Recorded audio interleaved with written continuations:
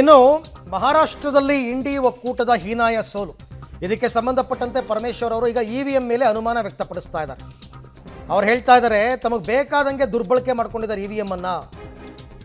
ಕೆಲವು ರಾಜ್ಯಗಳಲ್ಲಿ ಮಾತ್ರ ಇವಿಎಂ ಹ್ಯಾಕ್ ಆಗಲ್ಲ, ಆದರೆ ಅವ್ರಿಗೆ ಬೇಕಾಗಿರೋ ರಾಜ್ಯಗಳಲ್ಲಿ ಇವಿಎಂ ಅನ್ನ ಹ್ಯಾಕ್ ಮಾಡ್ತಾರೆ. ರಾಜ್ಯದಲ್ಲಿ BSY ಬಳಿಕ ದೊಡ್ಡ ನಾಯಕತ್ವ ಇರಲಿಲ್ಲ, ಏನೇನೋ ಮಾತಾಡಿದ್ದಾರೆ. ಹ್ಯಾಕ್ ಮಾಡೋದ್ರಲ್ಲಿ BJಪಿಗರು ನಿಪುಣರು ಅಂತ ಪರಮೇಶ್ವರ್ ಅವರು ಹೇಳಿದ್ದಾರೆ. ನಿನ್ನೆ ಸತೀಶ್ ಜಾರಕಿಹೊಳಿ ಅವರು ಕೂಡ ಇದನ್ನೇ ಹೇಳಿದ್ದಾರೆ. ಸಣ್ಣ ಸಣ್ಣ ರಾಜ್ಯವನ್ನು ನಮಗೆ ಬಿಟ್ಟುಕೊಡ್ತಾರೆ, ದೊಡ್ಡ ದೊಡ್ಡ ರಾಜ್ಯದಲ್ಲಿ ಇವರು ಇವಿಎಂ ಹ್ಯಾಕ್ ಮಾಡಿಕೊಂಡು ಅಧಿಕಾರಕ್ಕೆ ಬರ್ತಾರೆ ಅಂತ ನಿನ್ನೆ ಅವರು ಆರೋಪ ಮಾಡಿದರು. ಇವತ್ತು ಪರಮೇಶ್ವರ್ ಅವರು ಕೂಡ ಆರೋಪ ಮಾಡಿದ್ದಾರೆ. ಅಲ್ಲ, ತೋರಿಸಿದಾರಲ್ಲ, ಎಲೆಕ್ಷನ್ ಕಮಿಷನ್ಗೆ ತೋರಿಸಿದ್ದಾರೆ. ಟೆಕ್ನಿಕಲಿ ಇಟ್ ಈಸ್ ಪಾಸಿಬಲ್ ಅಂತ ತೋರಿಸಿದ್ದಾರೆ. ಅದನ್ನು ಅವರು ಅಕ್ಸೆಪ್ಟ್ ಮಾಡ್ತಾ ಇಲ್ಲಲ್ಲ. ನಮ್ಮ ಇದೇನೆಂದರೆ ಅದು ಬೇಡ ತೆಗೆದುಬಿಡಿ ಅಂತ. ಬೇರೆ ದೇಶಗಳಲ್ಲೆಲ್ಲ ಯಾಕೆ ತೆಗೆದಿದ್ದಾರೆ? ನಾವೊಂದು ಸಾರಿ ಜರ್ಮನ್ ಡೆಲಿಗೇಷನ್ ಬಂದಿತ್ತು, ಮೆಂಬರ್ ಆಫ್ ಪಾರ್ಲಿಮೆಂಟ್. ಅವ್ರು ಹೇಳಿದರು ಆ ಮಿಷಿನ್ನಲ್ಲಿ ಏನಾಗುತ್ತೆ ಅಂತ ನಾವು ಯಾರೂ ಕೂಡ ನೋಡೋಕ್ಕಾಗೋದಿಲ್ಲ, ಅದರಿಂದ ಆ ಮಿಷಿನ್ ಮೇಲೆ ಯಾಕೆ ನಾವು ನಂಬಿಕೆ ಇಟ್ಕೋಬೇಕು ಅಂತ ಜರ್ಮನ್ಸ್ ಹೇಳ್ತಾರೆ. ಅಂದರೆ ಆ ಮಿಷಿನ್ಗಳು ಎಕ್ಸ್ಪರ್ಟ್ಸ್ ಅವರೇ ಹೇಳ್ತಾರೆ ಅಂದರೆ ಇನ್ನು ನಮಗೆ ಅನುಮಾನ ಬರೋದು ಸಹಜ.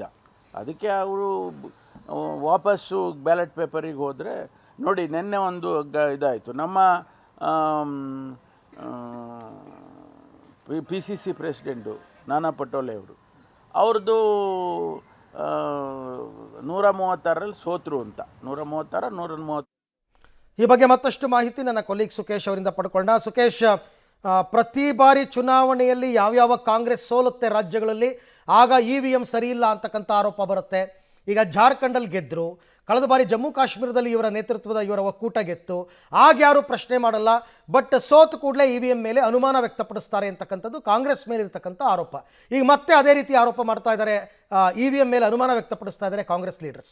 ಖಂಡಿತ ಅರವಿಂದ್, ಯಾಕಂದರೆ ಇವತ್ತು ಗೃಹ ಸಚಿವ ಡಾಕ್ಟರ್ ಜಿ ಪರಮೇಶ್ವರ್ ಅವರು ಹೇಳಿರುವಂಥದ್ದು ಇವಿಎಂ ಮೇಲೆ ನಮಗೆ ಅನುಮಾನ ಇದೆ. ನಿನ್ನೆ ಮಹಾರಾಷ್ಟ್ರ ಚುನಾವಣಾ ಫಲಿತಾಂಶದ ನಂತರದಲ್ಲಿ ನಮ್ಮ ರಾಷ್ಟ್ರ ಮಟ್ಟದ ನಾಯಕರುಗಳು ಕೂಡ, ಮಹಾರಾಷ್ಟ್ರದ ನಾಯಕರು ಒಳಗೊಂಡಂತೆ ಒಂದಷ್ಟು ಚರ್ಚೆ ಮಾಡಿದ್ದೀವಿ. ಆ ಚರ್ಚೆಯಲ್ಲಿ ಇವಿಎಂ ಬಗ್ಗೆ ನಮಗೆ ಅನುಮಾನ ವ್ಯಕ್ತವಾಗಿದೆ ಅನ್ನುವಂಥದ್ದು. ಅಂದರೆ ಮಹಾರಾಷ್ಟ್ರದಂಥ ದೊಡ್ಡ ದೊಡ್ಡ ರಾಜ್ಯಗಳನ್ನು ಗೆಲ್ಲಲಿಕ್ಕೆ ಬೇಕಾದಂಥ ಸೆಟ್ಟಿಂಗ್ಗಳನ್ನ ಮಾಡಿಕೊಳ್ತಾರೆ ಅನ್ನುವಂಥ ಆರೋಪವನ್ನು ಕಾಂಗ್ರೆಸ್ ಮಾಡ್ತಾ ಇದೆ. ಅಂದರೆ ಇದು ನನ್ನ ವೈಯಕ್ತಿಕ ಅಭಿಪ್ರಾಯ ಅಲ್ಲ, ನಮ್ಮ ಪಕ್ಷದ ನಾಯಕರು ವಿಚಾರದಲ್ಲಿ ಚರ್ಚೆ ನಡೆಸಿದ್ದಾರೆ ಅನ್ನುವಂಥ ಒಪಿನಿಯನ್ ಹೇಳಿದ್ದಾರೆ. ಜೊತೆ ಜಾರ್ಖಂಡ್ ಅಂತ ಚಿಕ್ಕ ಪುಟ್ಟ ರಾಜ್ಯಗಳನ್ನ ಬಿಡ್ತಾರೆ, ಎಲ್ಲೆಲ್ಲಿ ಪ್ರಮುಖವಾದ ರಾಜ್ಯಗಳನ್ನ ಗೆಲ್ಲಬೇಕು ಅಲ್ಲಿ ಗೆದ್ಕೊಳ್ತಾರೆ ಅನ್ನುವಂಥದ್ದು. ಅದಕ್ಕೊಂದು ಸಮರ್ಥನೆಯನ್ನು ಕೂಡ ಕೊಟ್ಟರು. ಕರ್ನಾಟಕದಲ್ಲಿ BJಪಿಗೆ ಸರ್ಕಾರ ಇದ್ದಾಗ ಯಾಕೆ ಮತ್ತೆ ಕಾಂಗ್ರೆಸ್ ಸರ್ಕಾರ ಬರೋಕ್ಕೆ ಬಿಟ್ಟರು? ಹಾಗಾದರೆ ದಕ್ಷಿಣ ಭಾರತದ ಏಕೈಕ BJP ಸರ್ಕಾರವನ್ನು ಬಿಟ್ಟು ಅಂತ ಕೇಳಿದಾಗ ಅದಕ್ಕೂ ಒಂದು ಸಮರ್ಥನೆ ಇತ್ತು. ಇಲ್ಲಿನ ನಾಯಕತ್ವದ ಬಗ್ಗೆ, ಯಡಿಯೂರಪ್ಪನವರ ಬಗ್ಗೆ ಎಲ್ಲ ಒಲವಿಲ್ಲದೆ ಇರೋ ಕಾರಣಕ್ಕೆ BJP ನಾಯಕರುಗಳು ಕರ್ನಾಟಕನ ಕಾಂಗ್ರೆಸ್ಗೆ ಬಿಟ್ಟರು ಅನ್ನುವಂಥ ಸಮರ್ಥನೆಯನ್ನು ಡಾಕ್ಟರ್ ಜಿ ಪರಮೇಶ್ವರ್ ಅವರು ಕೊಟ್ಟಿರುವಂಥದ್ದು. ಅಂದರೆ ಎಲ್ಲೋ ಒಂದು ಕಡೆ ಇಡೀ ಇವಿಎಂ ವ್ಯವಸ್ಥೆ ಹೋಗಬೇಕು ಅನ್ನುವಂಥ ಒತ್ತಾಯವನ್ನು ಕಳೆದ 10 ವರ್ಷಗಳಿಂದ ಮಾಡ್ತಾ ಇದ್ದೀವಿ.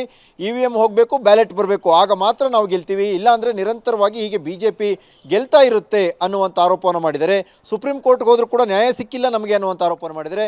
ಒಟ್ಟಾರೆಯಾಗಿ ಚುನಾವಣಾ ಫಲಿತಾಂಶದಲ್ಲಿ ಕಾಂಗ್ರೆಸ್ ಗೆದ್ದ ಕಡೆ ಸರಿ ಇರುವಂಥ ಇವಿಎಂ, BJP ಗೆದ್ದ ಕಡೆ ಸರಿ ಇರಲ್ಲ ಅನ್ನುವಂಥ ಒಂದು ಸ್ಪಷ್ಟವಾದ ನಿರ್ಧಾರಕ್ಕೆ ಕಾಂಗ್ರೆಸ್ ನಾಯಕರುಗಳು ಬಂದಂತೆ ಕಾಣಿಸ್ತಾ ಇದೆ. Arvind, right, thank you Sukesh ತಮ್ಮ ಎಲ್ಲ ಮಾಹಿತಿಗಾಗಿ.